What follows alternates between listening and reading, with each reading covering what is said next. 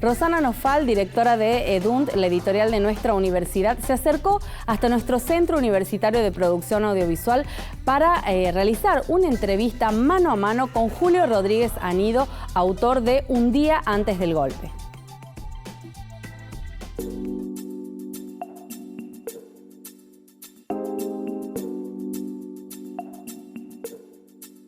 Estamos en un nuevo espacio de Recomendados EDUNT con una visita de lujo. Hoy está con nosotros el doctor Julio Rodríguez Anido, que es el autor de esta novela sobre Tucumán. Se llama Un día antes del golpe. Y vamos a conversar sobre esta idea que tenemos en el catálogo de la editorial de pensar a Tucumán en un lugar de memoria. Cómo se recuerda Tucumán, cómo se piensa Tucumán, sobre todo en esta experiencia de militancia y de acción política de Julio, cómo se piensa Tucumán en el exilio y cómo es volver a Tucumán desde la escritura. Yo creo que la cuestión de la memoria es fundamental en este aspecto, porque a mí me tocó vivirlo, todo eso. Pero claro, después pasaron 40 años. En 40 años he estado por muchos países, por muchos lugares y haciendo muchas cosas. Entonces, pero siempre conservando la memoria de aquello. Pero uno no sabe hasta cierto punto cómo la memoria va cambiando las cosas o los hechos. Por eso García Márquez dice que no es como ocurrió, sino como yo la cuento. Es decir, como a mí se me ocurre, como yo lo pienso. Y claro que yo tenía muchos elementos como para pensar, porque en ese tiempo fui uno de los fundadores de la Juventud Peronista de Tucumán y recorrí toda la provincia siendo muy joven, tomando contacto con la gente de los ingenios azucareros, los obreros. En esa época Tucumán era muy clasista, no sé cómo será ahora, pero era extremadamente clasista. La diferencia era muy clara de clases sociales y había que elegir un campo u otro prácticamente. Y bueno, yo elegí cuando recorrí toda la provincia y vi toda la gente que era mucho más oscura que los que estaban en el centro y que eran resabios que venían de la esclavitud a través de los años. Y vi todo ese pueblo y un día dije, este es mi pueblo, este es mi pueblo. Pero en ese momento, en el año 55, todo eso estaba en suspenso y nadie podía saber cómo iba a ser el futuro. Pero estaba en suspenso la posibilidad de profundizar la revolución peronista, porque fue una revolución realmente el peronismo, a pesar de cómo ha sido desvirtuada después y que se ha convertido en un partido que está dirigido en buena parte por los ricos, cosa que es absurdo, un movimiento popular dirigido por los ricos. Y por otra parte estaba toda la oligarquía de Tucumán en combinación con la oligarquía de Buenos Aires, que a su vez tenía toda la influencia del exterior, especialmente la influencia norteamericana. Y eran dos proyectos de país que se delineaban en la gente.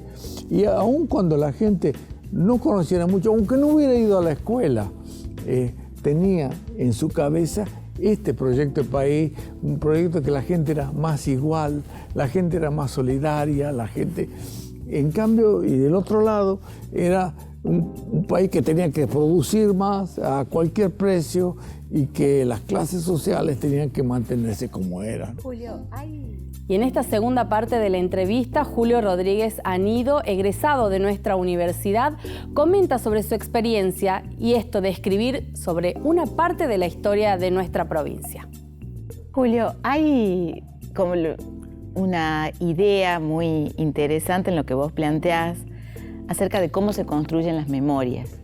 Creo que hay una temporalidad muy interesante en la novela que tiene que ver con ese instante previo, esa noche, esa madrugada previa al golpe de lo que se llamó Revolución Libertadora.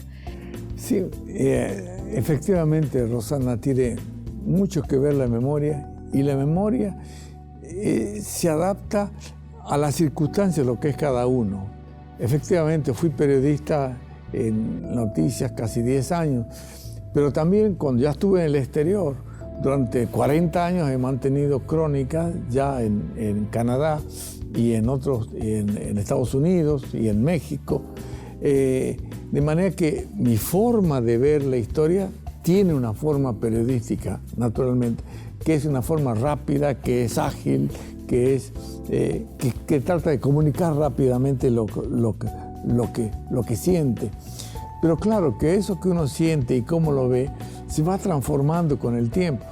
Yo entendí con el tiempo, por ejemplo, lo que también yo lo intuía que era y se dio con la continuidad que da el golpe, el 55, el golpe del 66, el golpe del 76 o el gobierno de Menem.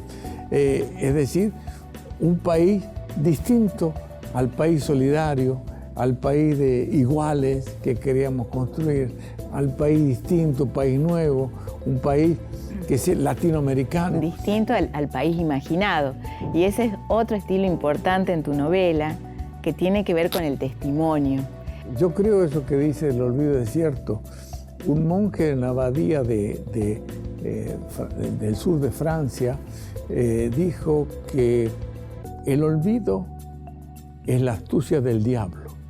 Se lleva a quienes no se recuerdan.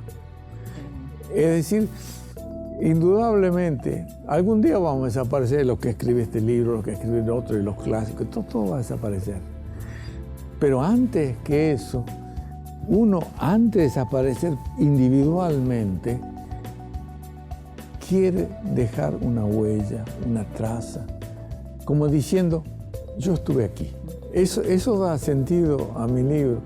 Cuando lo pensaba en otras latitudes, lo escribí estando un poco en Canadá, un poco en Estados Unidos, un poco en México o en Nicaragua, pero siempre pensando en Tucumán. Y cuando me preguntaron, ¿y qué opina usted? ¿Qué piensa de Tucumán? Yo, en un reportaje en Canadá, yo le dije, en Tucumán empieza América Latina. En Tucumán. Qué hermoso. En Tucumán, sí. Porque sí, esa claro. Es la idea, ¿no? De pensar Con todo eso, cuando hablo del mercado de abasto, los olores, cuando hablo los coches de plaza que se desplazan, hablo los tranvías, hablo una cantidad de cosas. Era América Latina, estaba bien. Cuando nosotros ideamos un catálogo para la universidad, pensamos que tenía que tener espesor y marca de autor latinoamericano. Muchísimas gracias. Muchísimas gracias. Gracias otra vez.